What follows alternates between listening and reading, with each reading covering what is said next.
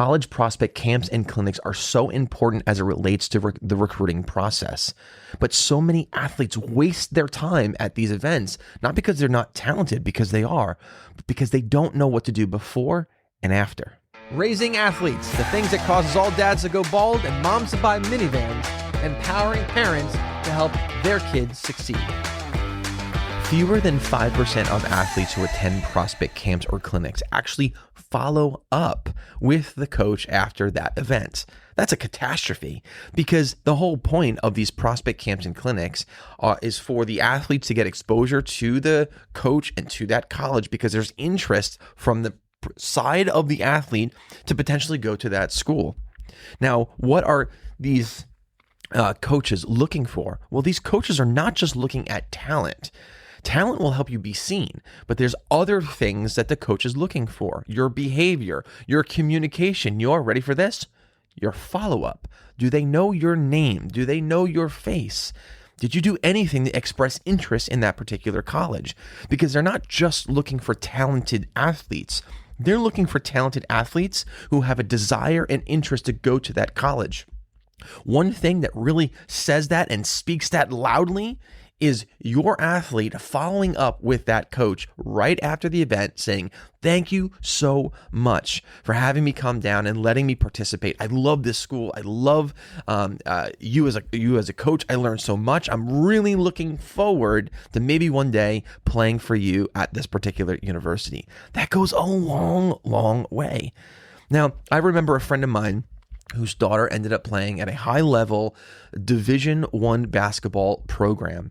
And the story goes that she, at a very early age, in 9th grade, said, "I want to play at this particular school." So what did she do?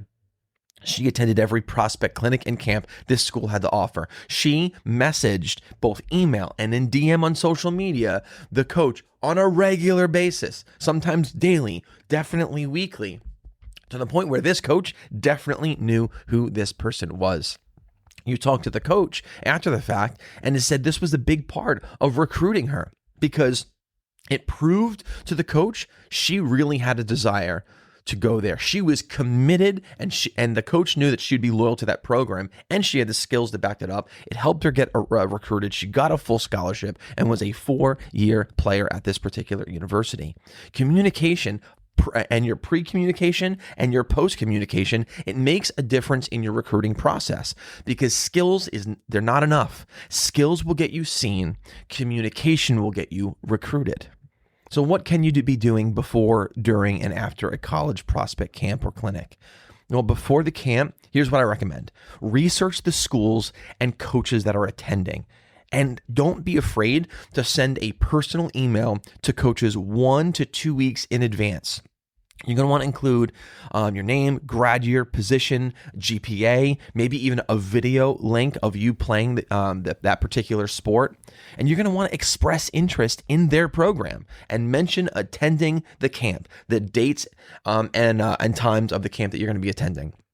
And you're going to want to prepare mentally and physically. You're going to want to hydrate, you're going to want to rest, and you're going to want to prep for this particular prospect camp or clinic.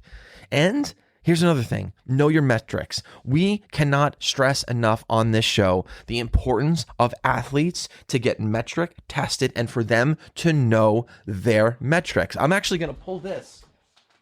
That's in part why I built this. I literally wrote this for my kids, knowing how important it was. There wasn't a lot of tools out there where there was a sort of one type of workbook that had everything in it. So that's why I bought this. Now, you don't want to buy mine? Fine. But at least buy something that enables your athlete to document and be accountable to their work. It's so very, very important. Now, this is the PGM Planner. You can get this. You can reach out to me. It's not a lot of money at all, and this is a daily planner that takes them through an entire year. It's important that they know their metrics, because number one, they might be asked what their metrics are for various things. What's your 5-10-5? What's your exit velo? What's your overhand throwing velo? Like there's a lot of different types of metrics. You should know that. Also, you're going to want to know your metrics so you know what your baseline data is. You want to know also what's the average metric for your particular sport, your age group, because now when you're at a prospect camp, you can know where you stack up. It's so very, very important. Now, once you're at the camp, the clinic, you're going to want to introduce yourself respectfully to the coaches. Don't be afraid to go up to them and shake their hands, look them in the eye, and be confident. You're going to want to be vocal, supportive, and you're going to want to show them that you're coachable during the drills. Don't be arrogant. It's one thing to be confident. Don't be arrogant.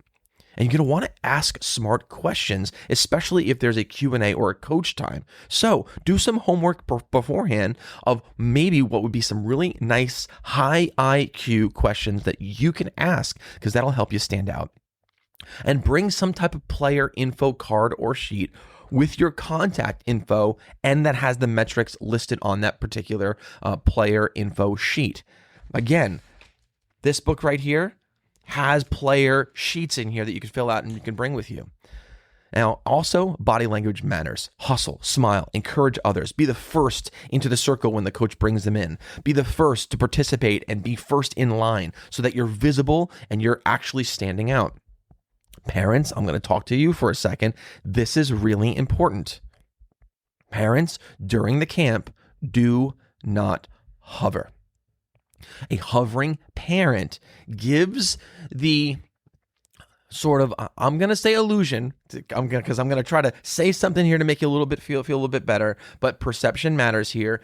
And when you are hovering, this looks like a high maintenance situation from the eyes of that particular coach. You could be there and watch, but don't be hovering where you are distracting away from the camp because you're that hovering parent. Be supportive from a distance and allow your young athlete to shine. Now, after the camp, this is where it gets really, really important. Within 24 to 48 hours, you're going to want to send a personalized thank you email to the coaches. You're going to want to reiterate your interest in their program.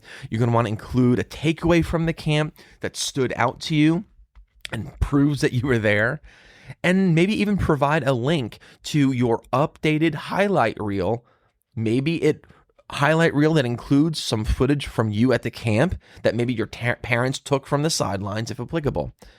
And you're going to want to reflect on feedback or performance. What drills did you do well in? Where did you struggle? Use the experience to adjust your training and development plan. That follow-up has to be within 24 to 48 hours. It is so important that you do that, because that's when the coach is going to be, it's going to be so fresh in their mind of you being there, and it's going to remind them that you could be a really great candidate for their program. This is why I like to encourage not just a personalized message that references the camp, but include a picture, include an updated reel, and it reminds them, oh, that was that girl who did this great thing. Oh yeah, we had that conversation. You do that often enough. Now all of a sudden, they know who you are. The recruiting process through the 4 years of high school is get experience, be seen, be known, get recruited. So when you are at a prospect camp being seen, in order for you to now transition to being known, it's the follow-up. The follow-up helps them to remember who you are. Now, there are some common myths as it relates to this. So let's bust some myths. I used to love the show Mythbusters, so we're going to bring that into this show here. So here are some common myths busted. Number 1, if I'm good, they're going to find me. Wrong. No. Visibility plus communication equals opportunity. Yes, skills will help you be seen. It's all of the other factors that'll help you get recruited. 2, my performance is all that matters. Coaches these days, they're going to watch how you interact, recover, and compete. They're going to want to see, are you going to be a good teammate? Are you coachable?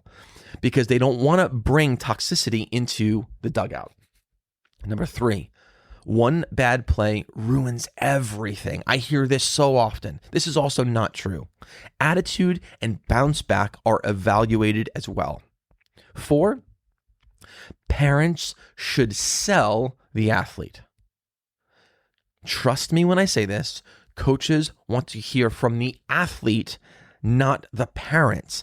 Because when it comes to college recruiting, you got to understand, they're recruiting what they think is going to be a young adult. They want independence. They don't want mommy and daddy buttering your bagel for you. They want to see, is this someone who's now going to be living outside of home, moving away from home, and going to be part of this team? Are they going to be an independent young adult and being able to handle themselves without mommy and daddy? So that also stands out as well. Be a supportive mom and dad. Help instill wisdom into your child early on. Educate your child early on so that they can stand on their own. Here are some of the best takeaways to reinforce for today's episode. Know that it's not just a skills showcase, it's a character showcase as well. Prospect camps are a launching pad, it's not the finish line. The athletes who communicate intentionally, prepare purposefully, and follow up professionally are the ones who stay on a coach's radar. And parents, you do play a vital supporting role, but athletes must have their own journey.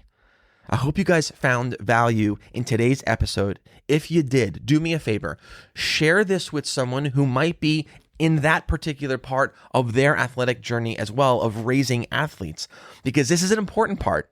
We've had a lot of fun, little league, and now getting through middle school and high school. But for a lot of athletes, for some athletes, college is the next steps, and that's on their radar, and that's a possibility for them. And we can actually help them get there together. And this episode would be really good for them.